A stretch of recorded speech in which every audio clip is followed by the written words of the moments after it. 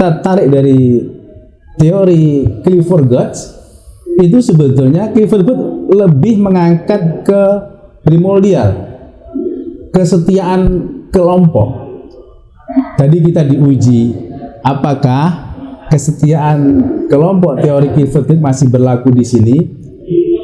Ada, tapi juga sebagian tidak ada. Ada sebagian yang memang akhirnya sesuai atau seiring dengan teori Clifford Geertz, tapi juga ada yang tidak. Pertama, kalau Clifford Geertz mengangkat konflik dalam artian bagaimana kekuatan atau kekecewaan daerah terhadap pusat.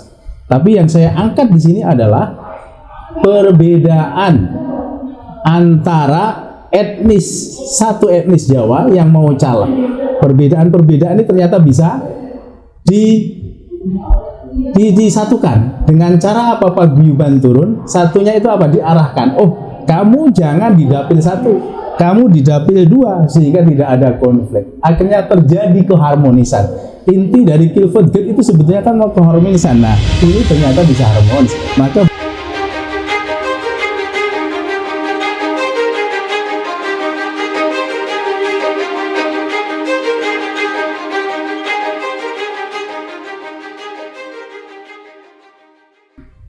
pemirsa, berjumpa lagi dalam bincang spesial Jurnal Politik TV.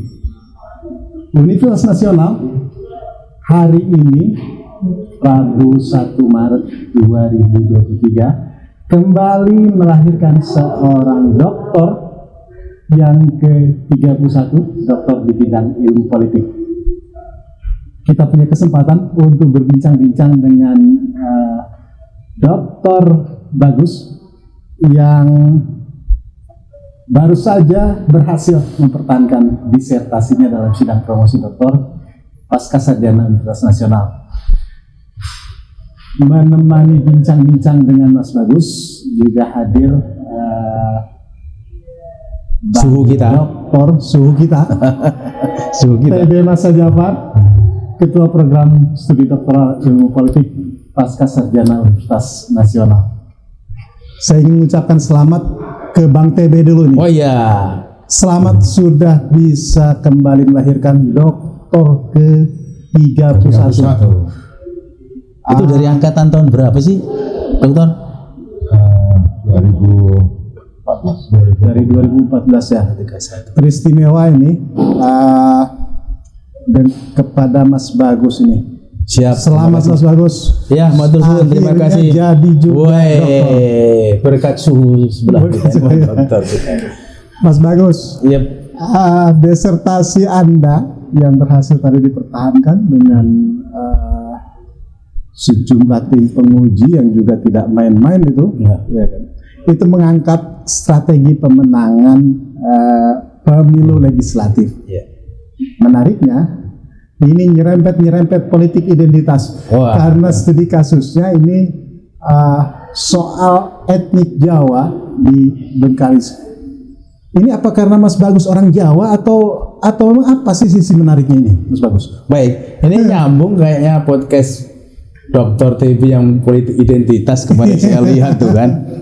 Ternyata dalam tanda kutip boleh atau tidak, haram atau tidak politik identitas. Sebetulnya saya melihat bukan posisi politik identitas, tapi saya melihat karena realitas politik yang saya lakukan bersama kawan-kawan. Saya 20 tahun di dunia nyata, dunia legislatif, sekarang dunia eksekutif, dan saya melihat apa yang terjadi di lapangan itu. Maka saya mengangkat sebuah teori strategi politik.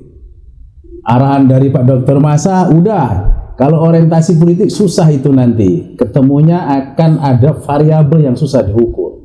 Tetapi kalau strategi politik, pertama memang di UNAS ke-31 dokter ini belum ada yang meneliti ya disertasi terkait dengan strategi politik terutama di legislatif. Maka saya sehingga menghasilkan sebuah strategi politik disertasi yang tuntas dengan penuh kesabaran, kegigihan, ditenangkan Pak Dr. TB Masa.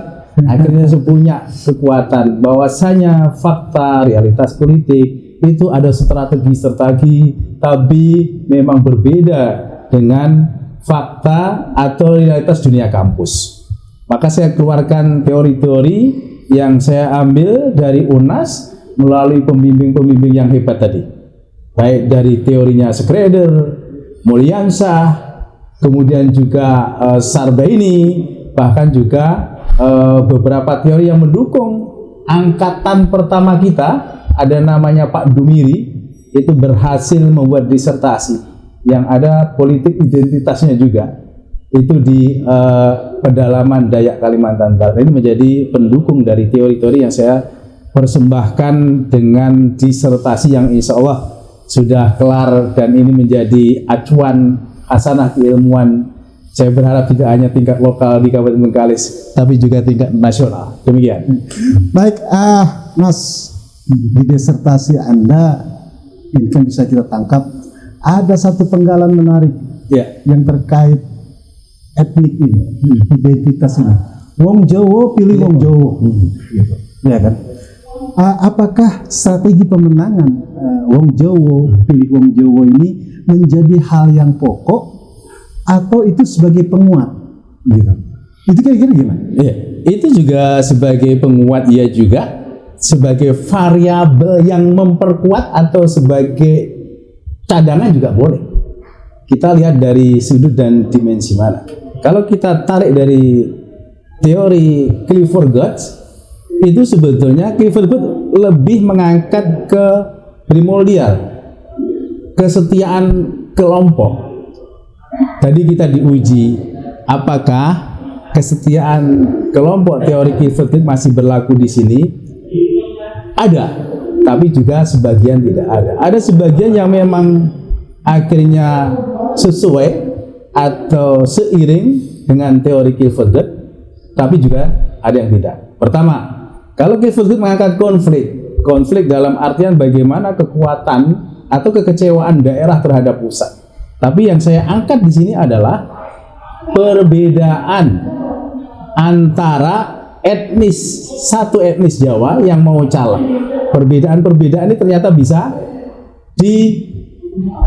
disatukan dengan cara apa? Paguyuban turun. Satunya itu apa? Diarahkan. Oh, kamu jangan di dapil 1, kamu di dapil 2, sehingga tidak ada konflik. Akhirnya terjadi keharmonisan. Inti dari Clifford Geertz itu sebetulnya kan mau keharmonisan. Nah, ini ternyata bisa harmonis. Maka berlakulah di sini politik identitas itu.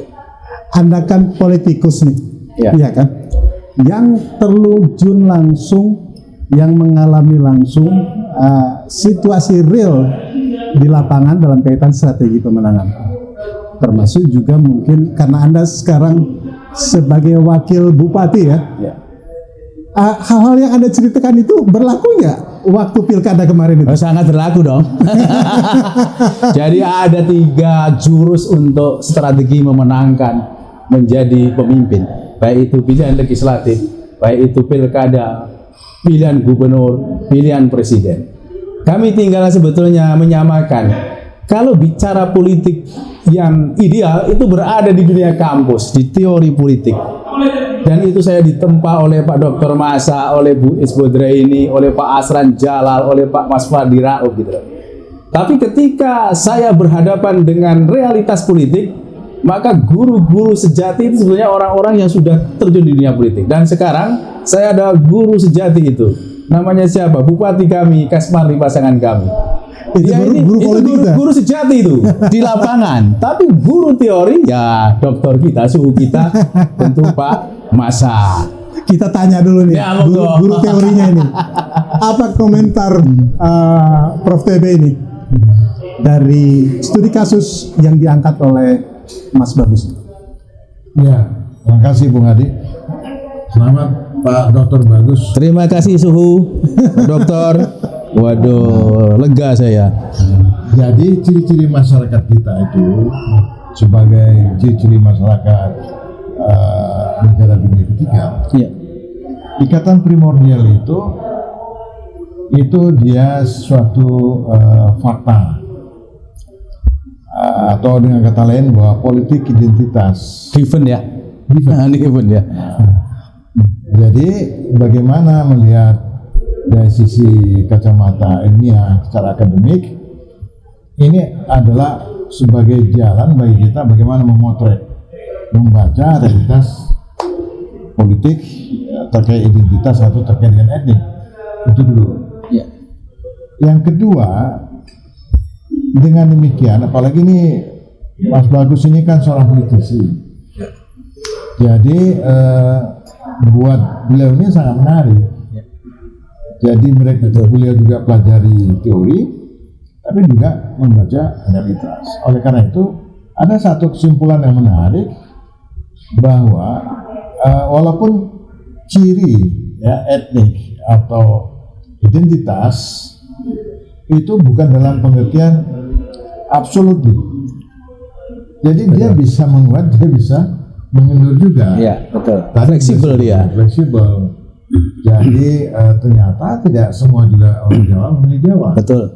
Karena beberapa hal di situ ada perubahan nilai, perubahan ekonomi, pendidikan. dan juga pendidikan. Kalau secara politik, sikap politik itu menjadi rasional. Ini yang kemudian bagi orang awam yang tidak paham, seakan-akan politik identitas itu selalu dalam konotasi yang negatif, menakutkan. Iya. Orang tidak membaca bahwa perubahan sosial itu begitu acak, Secara sendirinya mengikis politik identitas. iya kan? Betul. Itu satu. Yang kedua juga bisa juga sebaliknya. Baik. Ya, orang memilih karena identitas entah agama, entah etnik, tetapi tidak hanya berhenti pada sentimen etnik atau agama. Dilihat juga kemampuan. Ya, melihat juga kemampuan. Jadi kalau misalnya ada yang punya kemampuan setara, barulah di situ mungkin ada sentimen identitasnya. Bisa Ya, begitu ya? jadi selalu ya Betul. pilihan loyalitas itu dengan pilihan rasional itu bisa bersamaan, bisa tumpang tindih, tapi bisa juga tidak, tergantung kondisi masyarakatnya. Nah, tadi Mas Bagus mengatakan di Bengkalis itu pada umumnya itu kan karena pendidikannya masih terbatas, ekonominya terbatas. Tapi kalau ekonomi yang maju, pendidikan maju, mungkin ada sentimen identitas Tapi atau kecil. etnis, tapi tidak absolut. Betul. Ya. Tidak Tidak mutlak. terlalu kental, tidak mutlak. Nah, ini yang barangkali bagi para akademisi, juga termasuk para politisi, di dalam mensikapi soal politik identitas itu proporsional saja. Ya. Proporsional ya. Proporsional saja supaya itu akan menjadi sehat dan kita tidak melihat secara hitam putih. Nah, sekarang menjadi masalah adalah bagaimana mendorong perubahan sosial, perubahan politik itu ke arah politik rasional, walaupun dia tetap memegang identitas. Kan boleh aja. Betul. Hah? Boleh. Seiring itu. Nah, pilih orang Jawa boleh dong. Tapi dia punya visi kok. Nah, dia Mas punya Bagus. Kemampuan. punya kemampuan. Mana Mas Bagus lebih menakutkan, lebih mengkhawatirkan dalam kehidupan demokrasi ini? Politik identitas atau politik uang? Karena kan dalam disertasi Mas Bagus juga disinggung-singgung juga ini dalam strategi pemenangan itu ada uang, ada sembako dan lain. Ini mana sih? Kan tetap digunakan juga, ya kan? Dua-duanya itu menarik. Ada politik identitas, tapi di dalamnya juga ada politik uang. Kenapa terjadi politik uang? Ketika politik identitas main dengan tanda kutip seperti yang disampaikan oleh Pak Dr. Masa tadi. Ketika kemampuan atau kemapanan ekonomi belum, pendidikan belum juga menyesuaikan. Mohon maaf, artinya di internal paguyuban Jawa yang ada di Kabupaten Bengkalis itu relatif lebih besar yang belum mapan ekonominya, yang belum tinggi pendidikannya, sehingga ketika ada politik uang, mereka datang akan diterima dengan NPWP tadi, nomor piro, wani piro. Baik itu yang Nggak ada urusan Jawa atau nggak Jawa, ya? nggak ada. Itu ada irisan yang akhirnya hilang, yang harusnya mereka Jawa pilih Jawa, Jawa pilih wong Jawa, ternyata no. Tapi itu adalah sekali lagi orang-orang yang melek pendidikannya, yang sudah mapan pendidikannya. Dan saya meneliti ini, salah satu contoh misalnya Ibu Tumira hanya jual lontong gitu. Jual lontong tapi kehidupan sudah oke, dia punya rumah. Ketika ada caleg Jawa dia datang, dia tidak mau. Karena apa? Tetangganya non Jawa yang sering datang, baik, sering ke masjid, dia pilih itu. Dan dia ekonomi sudah apa? Dikasih duit pun dia tidak akan mau. Saya tetap pilih tetangga saya meskipun bukan orang Jawa. Jadi jangan takut untuk politik identitas, karena akan hilang ketika pemerintah kita hadir untuk rakyat, memberikan kesejahteraan, menjamin pendidikan, maka dengan sendirinya rakyat cerdas dan dia tidak akan minta duit Nah, itu. jadi Bung Adi, saya sambung. Ya. Ini tadi yang pertanyaan saya sampaikan.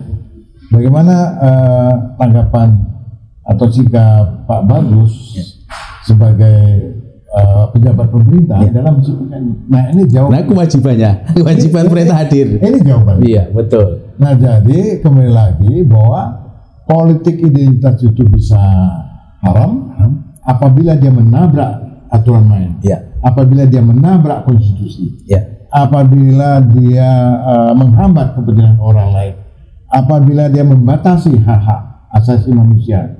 Tapi kalau kemudian dia menggunakan identitas itu untuk secara wise, kenapa tidak? Kenapa tidak? Tidak ada halangan, kan begitu. Malahan itu yang sering saya katakan, politik identitas itu bisa juga menjadi sarana perekam. Betul. Nah, tadi sudah dikemukakan kasus Ibu apa tadi? Tumira adalah seorang pedagang Jawa, ya. Tetapi dia bisa berintegrasi dengan etnis lain, ya kan? Dia sadar sebagai orang Jawa, tapi kan dia bisa juga nyambung dengan suku etnis lain, gitu. Begitu juga dalam agama. Begitu. Betul. Dalam agama itu beda agama menjadi pembeda, tapi sekaligus juga suatu ketika dia menjadi perekat. Nah, saya kira ini satu temuan yang cukup baik sekali. Betul. Dan penelitian itu juga seperti ini fakta politik di lapangan. Jadi kalau selama ini orang takut dengan politik identitas, saya lihat lebih kepada di sisi agama yang sebetulnya itu dikemas, bahkan digoreng, saya kira. Kalau dikemas secara baik, dikemas dengan agama, kaidah agama, akademisi, teori, itu kayaknya tidak ada masalah. Ayo jalan gitu loh. Fakta mengatakan kok, di Kabupaten A itu etnis terbanyak siapa? Mayoritas. Etnis kedua siapa? Mayoritas. Ketika dia mempunyai kekuatan etnis dengan persentase yang tinggi dan dia punya visioner, punya kemampuan, kenapa tidak gitu? Karena pasti yang akan dijual oleh para etnis tadi juga bukan orang sembarang. Artinya dia juga punya pendidikan, punya finansial, punya jejaring, apalagi gitu. Nah, ini saya kira temuan Pak Bagus ya. Jadi bisa saja kesadaran identitas itu bisa juga seiring dengan kesadaran rasional. Betul. Kan begitu. Betul. Nah, di sini kita lihat kalau ini yang terjadi di masyarakat, dan saya kira juga kita lihat beberapa fenomena orientasi pada politik tapi rasional, malah itu kemudian menjadi sehat gitu. Jadi tidak berhenti pada politik identitas dan quote unquote sebagai momok yang menakutkan. Nah, betul. Saya kira itu juga tidak proporsional gitu. Dokter, kalau kita sambung teori Mulyansyah, caleg partai politik itu kan dagangan. Partai politik, paguyuban, organisasi akan mencalonkan kadernya, anggotanya, pasti dagangan yang bagus kan? Yang pendidikannya oke, yang jejaringnya banyak, yang soleh, ya kan? Kalau mau asal pilih wong Jawa, yang ditaruh di situ adalah, mohon maaf, orang tak punya pendidikan, orang yang tak mengenal dunia luar, ya siapa yang mau milih? Bunuh diri kan? Begitu diri. Kalau agama dijadikan. Begitu juga agama. Walaupun agamanya kuat, bagus. Sementara dalam tanda kutip kewasana kemari, ya tidak akan dipilih. Nah, itu dia. Agama dia pinter, dia soleh, dia akademis, dia baik dengan semua orang, dan dia terbukti dalam track recordnya. Kenapa tidak?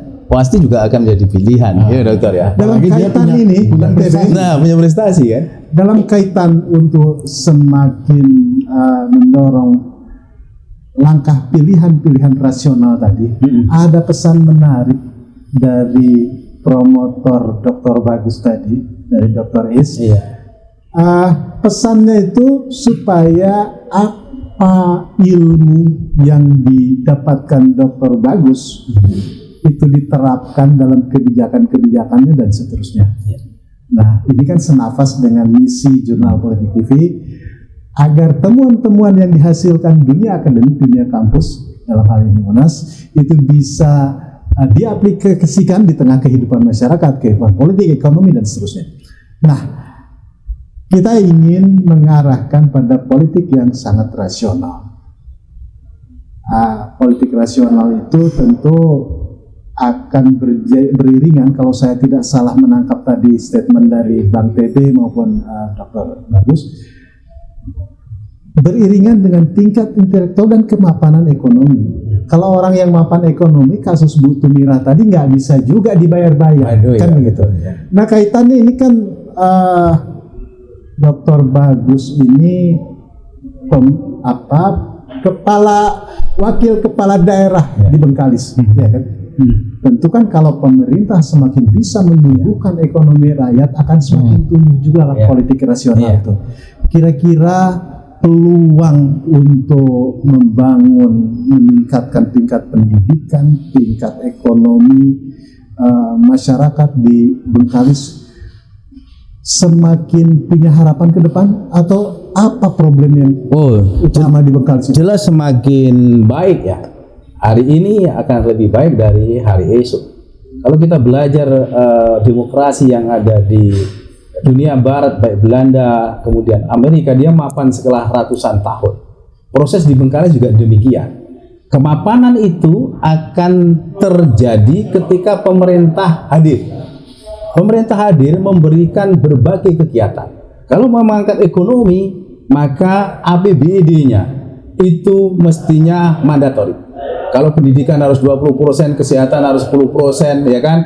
Ekonomi rakyat UKM harus berapa persen, itu harus real, nyata. Jadi tidak hanya angan-angan atau hanya sekedar visi misi yang tertulis, tapi harus dibuktikan. Dan Bengkalis kita laksanakan itu. Bengkalis itu punya program, Pak Dokter, yang tidak bisa dibuat yang belum bisa diikuti oleh Indonesia. Karena kami punya DBH, dana bagi hasil yang banyak, kami berikan bantuan keuangan khusus ke satu desa itu 1 miliar. Dan itu tak ada di Indonesia dibuat. Satu desa 1 miliar itu dari pemerintah daerah, dari pemerintah daerah. Bukan anggaran pusat. Bukan, yang pusat kan ada di Pak Jokowi sudah ada. Itu adalah untuk mempercepat pembangunan sekaligus untuk mengungkit ekonomi yang ada di situ supaya terjadi tumira-tumira tadi yang mereka akhirnya tidak tergerus oleh politik identitas. Mereka punya jati diri. Itu di Bengkalis dan itu akan terus menerus. Saya kira salah satu Bengkalis yang perlu dicontoh adalah program tidak hanya bermasanya, bermarwah, maju, dan sejahtera, itu taklin kami itu. Selain 1 miliar satu desa, di Bengkalis itu kesehatannya kita bangun dong, supaya nanti juga tidak didikte. Karena kamu saya bawa ke rumah sakit, nanti nyoblos. Aku kan bisa gitu, karena adalah satu teori itu. Maka di Bengkalis itu, setiap warganya hanya cukup membawa KTP, dia gratis berobat. Syarat identitas adalah Bengkalis. Kita memberikan anggaran 86 miliar setahun itu, Pak Dokter, untuk kesehatan masyarakat kita, sehingga tidak ada beban lagi. Kita juga memberikan jaminan tenaga kerja kita. Silahkan kerja, asuransi kita yang bayar, sehingga dia hanya mencari nafkah. Nah, ini memang keberkahan Kabupaten Bengkalis, Pak Dokter. Seperti di Aceh lah, saya kira kami mempunyai dana bagi hasil karena memang kami produksi minyak, sehingga masih lumayan untuk memberikan ya hanya sentuhan, ya juga motivasi juga dengan pancingan-pancingan kegiatan-kegiatan yang langsung mengungkit ekonomi masyarakat. Komentar Bang TB, langkah yang dilakukan oleh itu yang tadi yang saya tanyakan. Jadi kalau dari Anda sebagai orang pemerintah bagaimana? Nah, ini kan ini fakta sudah dijawab. Ya. Nah, jadi salah satu temuan hasil penelitian itu kenapa politik identitas itu juga tidak kaku ya, tidak absolut juga, karena faktor itu pragmatis. Pragmatis ini terkait dengan ekonomi. Jadi kalau langkah-langkah perbaikan sosioekonomi rakyat itu meningkat, pendidikan meningkat, maka politik identitas itu proporsional saja. Artinya kalau Bengkalis buat situ, kabupaten, daerah buat, pusat juga punya goodwill untuk membangun itu, selesai. Artinya kegiatan-kegiatan untuk mengungkit ekonomi, pendidikan, dari pemerintah pusat APBN-nya kuenya seberapa, provinsi kuenya biasa, tuntas sebetulnya dokter. Ya. Tak ada lagi politik identitas. Jadi itu ini kan kebijakan-kebijakan pemerintah yang rasional, kemudian itu memberikan feedback kepada pemilih, kepada masyarakat bahwa untuk yang akan datang, identitas tetapi juga rasional. Ya. Ya, boleh saja pilih karena agama, pilih karena ini, tapi dia menjawab nggak kepentingan rakyat. Kalau tidak, maka rasional politiknya akan bekerja. Tidak.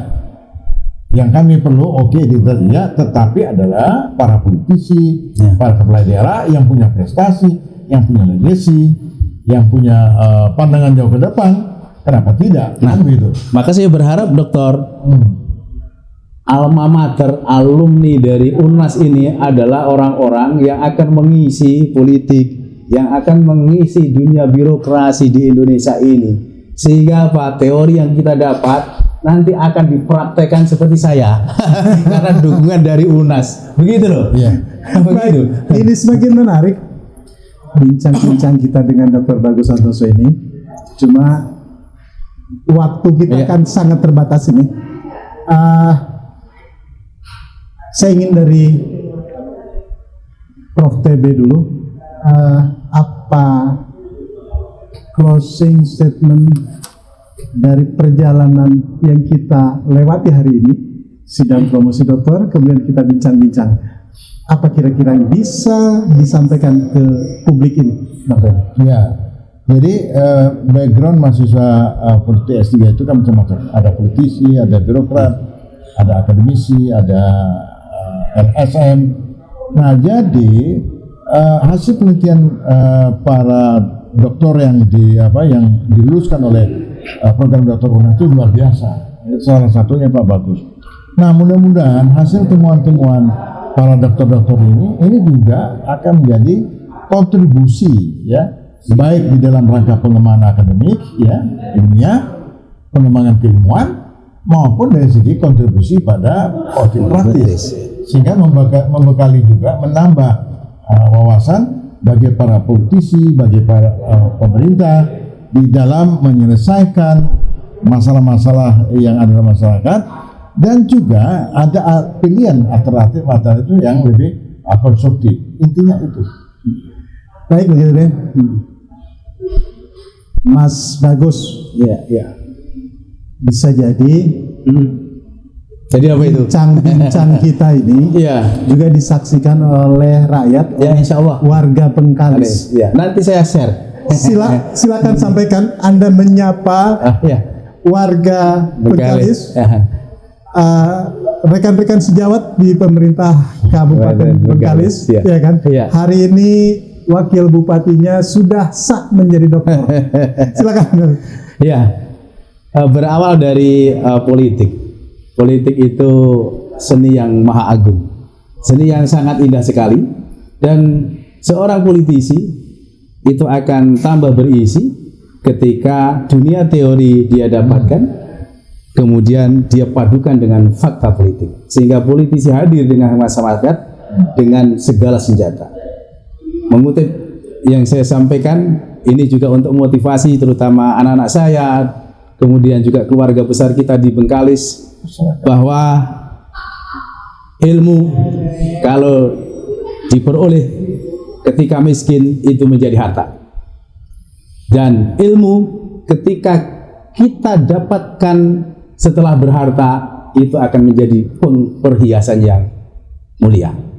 Untuk itu mari masyarakat Kabupaten Bengkalis bersama hadir berkolaborasi antara masyarakat dengan pemerintah untuk sama-sama memajukan daerah dengan tetap ilmu adalah yang utama. Terima kasih UNAS, dan untuk UNAS buah nanas, buah tomat. Mahasiswa UNAS dijamin hebat. Assalamualaikum. Baik, waalaikumsalam. Baik, terima kasih Prof. TB, Dr. Bagus sudah berkenan hadir bincang-bincang di Jurnal Politik TV. Pemirsa, nantikan bincang-bincang menarik lainnya di Jurnal Politik TV untuk membicarakan, menelaah, menganalisis langkah-langkah politik baik secara